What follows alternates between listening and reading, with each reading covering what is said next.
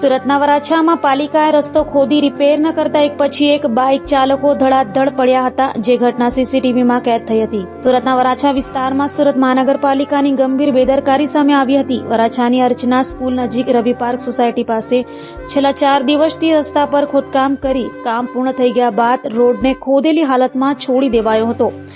આ ખોદેલા રોડના કારણે રસ્તા પર કાદવ થતા અહીંથી પસાર થતા અનેક બાઇક ચાલકો ધડાધડ પડ્યા હતા. સ્થાનિકોના જણાવ્યા મુજબ એક દિવસમાં 10 થી વધુ બાઇક સ્લીપ થઈ અકસ્માત થયા હતા.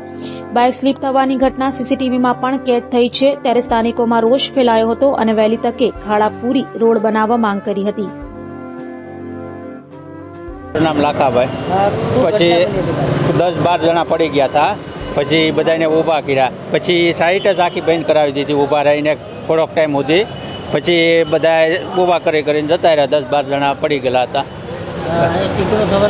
શેકણું આમના ખોદકામ શરૂ હતું. એ માટી બધી પીલે અહીંયા ગાડીમાં આવેલી અત્યારે, એટલે એક પટ્ટી ઉપર જ ગાડી બધી લપસી જતી હતી. અમે રવિ પાર્ક વિસ્તારમાં રહીએ છીએ.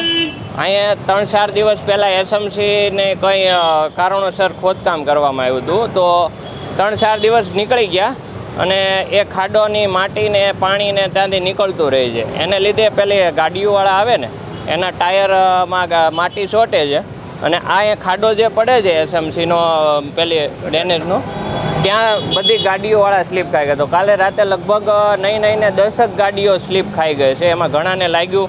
પછી અમે ડેરિકેટ આગળ રાખી દીધું.